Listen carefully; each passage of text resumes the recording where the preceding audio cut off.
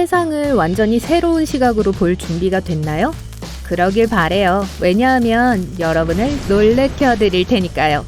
여러분 핸드폰 옆면에 있는 플라스틱 선을 본 적 있나요? 아무 이유도 없어 보이는 이상한 간격의 줄무늬죠. 근데 사실은 아마도 폰의 가장 중요한 기능일 수 있어요. 왜냐하면 이게 없으면 여러분의 기기는 그저 스마트한 문진에 불과하게 될 거예요.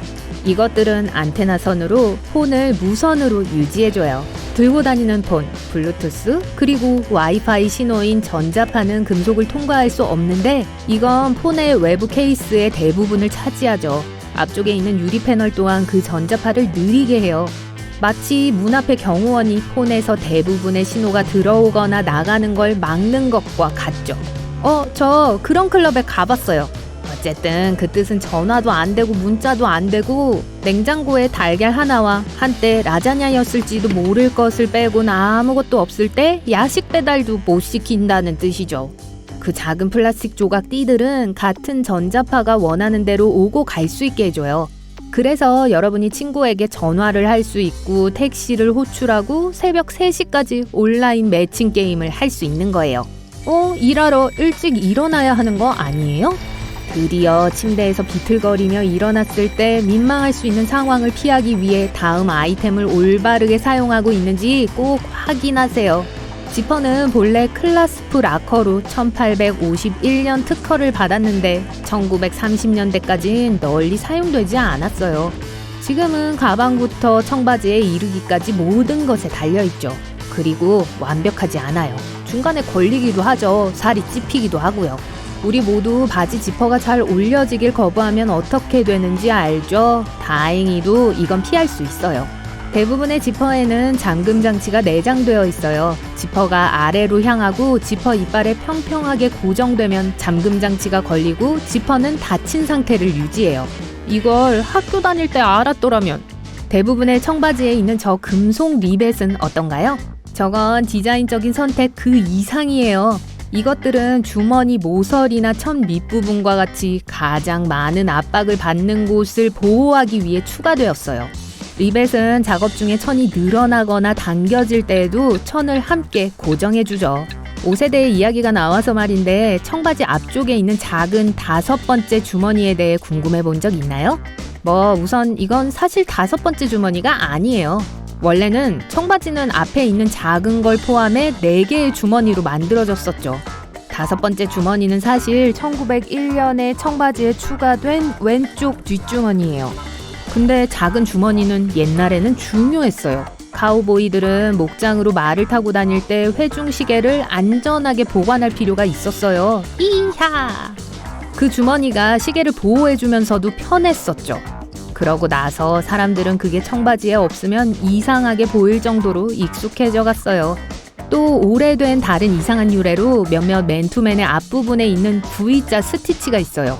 그 꿰매진 부분이 셔츠 전체를 사실 고정하고 있는 거라고 말해준다면 어떨 것 같나요? 그럼 전 거짓말을 하는 거겠죠. 그리고 전 절대로 거짓말 안 해요. 하지만 1940년대에 이 V자는 아주 유용했어요. 우선 이 V 스티치는 우리의 큰 머리 위에도 쉽게 들어갈 수 있도록 셔츠에 신축성 있는 갈고리 모양의 천을 덧대는 데 사용되었어요. 두 번째로 이 셔츠들은 스포츠용으로 특별히 디자인된 거라서 경기나 운동 중에 쌓인 땀을 흡수하기 위한 추가적인 천 조각이 포함되었죠. 신축성이 있는 직물을 쉽게 구할 수 있게 되고 땀 흡수도 잘하게 되면서 이 V는 전통적인 용도를 잃었어요. 하지만 청바지의 작은 주머니처럼 장식적인 특징으로 계속 남아있죠. 턱 밑에만 땀을 흘리던 머리가 큰 우리의 조상들을 떠올리게 하는군요. 하지만 넘어갈게요. 많은 사람들이 땀 흘리고 있는 걸 발견하기 어려운 곳이 골프장이에요. 물론 꽤 많은 최악의 패션도 볼 수 있을 거예요. 하지만 땀이요? 별로 안 나요. 골프는 16세기경 스코틀랜드에서 발명되었어요. 그때의 공은 완벽하게 둥글고 부드러웠죠. 시간이 지남에 따라 사용으로 인해 공이 움푹 패이게 되었어요. 그리고 어느 순간 골퍼들은 이 불안전함이 공을 더 멀리 날아가게 해준다는 걸 발견했어요. 1900년대에 이 움푹 들어간 딤플이 의도적으로 추가되었는데 부드러운 공의 속도를 늦추는 공기 저항을 줄여준다는 게 밝혀졌을 때였죠. 그리고 그 페인 딤플은 공을 더 쉽게 조종할 수 있게 해주었어요. 그리고 아니요, 모든 골프공이 똑같이 만들어지는 건 아니에요.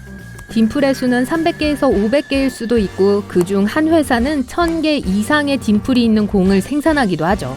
좀 지나치긴 하죠. 골프 한 라운드를 돌고 나서 시원한 음료가 필요한가요? 1963년에 만들어진 주스 상자는 아주 편하죠. 하지만 왜 위에 이렇게 큰 삼각형 모양의 날개가 있을까요?